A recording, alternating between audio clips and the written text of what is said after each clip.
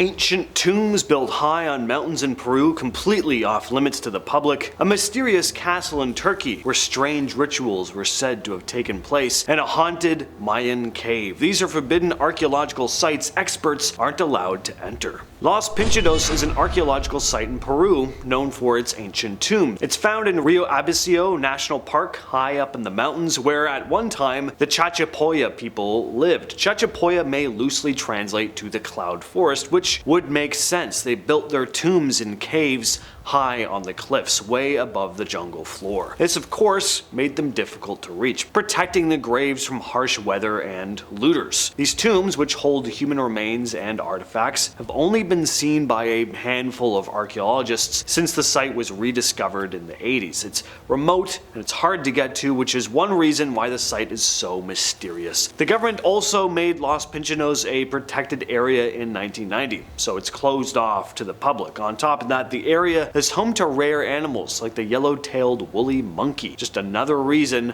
why the government doesn't want tons of tourists flocking to the area and disrupting it. Zerzevan Castle is an ancient fortress in southeastern Turkey built around 2,000 years ago. It was originally used by the Roman Empire, strategically placed to control the area and protect it from invaders. The site is also important because it was part of the ancient Roman road network, connecting the empire's eastern territories. But what's probably the most intriguing part of Zerzevan Castle is the discovery of a Mithraic temple. Mithraism was an ancient religion practiced by Roman soldiers, and the temple at Zerzevan is one of the best preserved examples of its kind. Inside the temple, archaeologists have found inscriptions and carvings related to the worship of Mithras, a god associated with light and truth. Makes this site pretty special, because there aren't many Mithraic temples still intact today. But there's more to this place than just being an interesting historical site. For a long time, there have been rumors surrounding the ruins. Some people claim that well-known US families, often ones mentioned in conspiracy theories, once visited the temple where they took part in secret rituals. But is that just an urban legend? Maybe.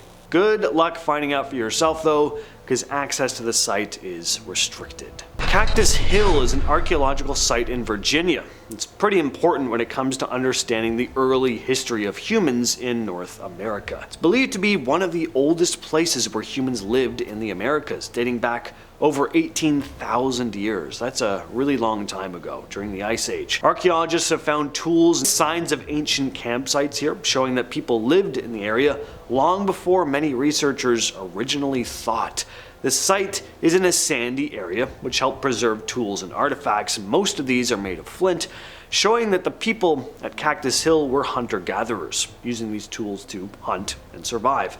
Cactus Hill is off limits to the public. Only researchers with special permission can dig or study it. The National Archives in the United States is home to some of the country's most important historical documents. It holds records like the US Constitution, the Declaration of Independence, and the Bill of Rights, and a lot of the documents in the archives are not for public viewing. One of the most famous restricted documents is the JFK assassination files. While some information about President Kennedy's death has been revealed to the public, a lot of files remain classified to this day. The documents are carefully guarded, and only certain government officials or historians with specific clearance can access them. Files related to the development of nuclear weapons during the Cold War are also tightly controlled. The archives itself has areas that are closed off to protect sensitive materials. Some documents are too fragile to be handled or displayed even, and access is only granted to experts who are trained in preservation techniques. Sac Oyum, also known as the Haunted Maya Cave, sits near the ancient Maya city of Mayapan in Mexico's Yucatan Peninsula. It's a flooded cenote or sinkhole that many locals avoid going anywhere near, and will also warn outsiders to stay away from too.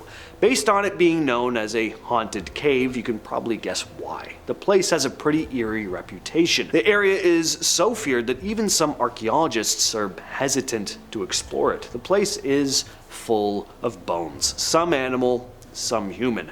As for why, well, the Maya may have used it for ritual purposes, or it may have just been a place where they'd bury some of their dead. Are there really that many bones down there though? Enough that it's known to be haunted? Well, a recent underwater survey led by archaeologist Bradley Russell uncovered a lot of remains scattered across 2 chambers. A lot of their skulls showed signs of having been deformed, which was a common practice among the Maya, but these weren't ordinary burials. The cenote is near the edge of Mayapan, and experts believe the bones might belong to people who were outcasts, possibly plague victims, deliberately kept away from the rest of the population. It seems to explain the trepidation people have towards the cenote today. Back in the day, no one wanted to drink the water and risk contamination, and that dread surrounding the place was just passed down generation to generation. But there's more than just skeletons here. There are also legends of a monstrous feathered serpent with a horse's head who guards the cenote. Niihau is a small private island off the coast of Hawaii. It's often called the Forbidden Island because it is. The island is privately owned by the Robinson family, and visitors are very rarely allowed, and I mean rarely. The few people who live there are mostly native Hawaiians who've lived on the island for generations, and they follow a very traditional lifestyle. The Robinsons don't want outside influences changing their way of life, so they've kept the island almost completely off limits. Even scientists and archaeologists have trouble getting permission to explore it, and the rich and famous even. Mick Jagger was famously denied access to the island. You won't find any hotels or shops here, and visitors are only allowed if they're invited, which is usually for specific reasons like research. And there are a lot of people who are just dying to do that research. There's some pretty cool things to see here, apparently, because I've never been. There are ancient Hawaiian petroglyphs here, and because the island is so isolated, it's helped preserve a lot of the historical sites, and the animals must think it's just heaven.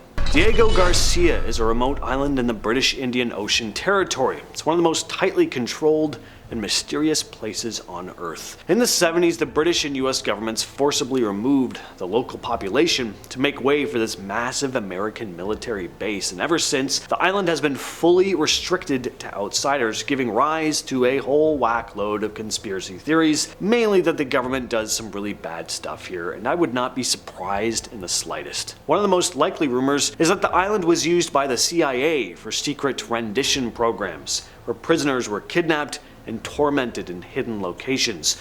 The UK government addressed the issue and outright denied these claims, but they also stated 3 years later that 2 CIA torture flights did land on the island, but the documents related to this have been lost due to water damage. So yeah, that's reassuring. Not. Barren Island, part of India's Andaman and Nicobar Islands, is off limits to most visitors. It's the only active volcano in India, and one of the few along a stretch of volcanoes from Sumatra to Myanmar. The island erupted violently in 1991, wiping out a whole swath of local wildlife, so since then, access to the island has been restricted for safety reasons. Now, while you can't land on Barren Island itself, you can take a boat or ferry to see it from a safe distance. The biggest concern for keeping the island off limits is the risk from the active volcano that's on it. Explosions can happen at any time. The best time to visit the surrounding islands is between December and April, when the sea is calm, but don't expect to step foot on Barren Island itself. It remains a dangerous, protected spot with only a few allowed to study it up close. Castleguard Cave in Banff National Park in Alberta is Canada's longest cave, and it's mostly off limits. The cave is huge and reaches deep into the mountain. Not only is it long, it's the 5th deepest cave in the country. Even getting to the cave is a challenge. Not only is it far in the backcountry, but to get to the entrance, cavers have to ski for about 12.5 miles, sometimes pulling sleds with gear. If the conditions are right, they can also take a helicopter, but that's of course not always an option. Once inside, the conditions get even tougher. The cave entrance has been known to flood during warmer months, so explorers are limited to visiting in the winter. And even then, they have to be careful. The water levels can change quickly, and if it floods unexpectedly, you could get trapped. The cave's layout isn't straightforward either. It has long, narrow passages, and the risk of getting lost is high if you're not careful and experienced. On top of that, cavers often stay underground for days at a time, camping in freezing conditions while they explore. So you're probably not allowed to go here. Only those with special permits from Parks Canada are allowed to enter at their own risk. The Superstition Mountains, just outside Phoenix, Arizona, are known for their dangerous terrain and a whole laundry list of other things, most of them bad. The only good thing said to be hidden here is the treasure. Beyond that, things get pretty ominous. The Superstition Mountains have become infamous for strange disappearances and deaths. Hikers have gone missing at an alarming rate. 4 to 5 disappear every year, according to George Johnston, president of the Superstition Mountain Museum. Among the most famous disappearances is that of Adolf Ruth, a treasure hunter who thought he'd found a map leading to the lost Dutchman's treasure, but he was never seen alive again. After he vanished, a message in a bottle was found that hinted he'd discovered the treasure but had been injured. Ruth's body was later discovered with a bullet hole right in the skull, a mile from where his body had been left. Another infamous case was that of prospector James A. Cravey, whose headless body was found in 1947, tied up in a blanket. His head was 30 feet away. So while this place may not officially be off limits, I'm telling you, you probably shouldn't go here. With all that said, I've been your host James, and I'll catch you, yes you specifically, in the next video.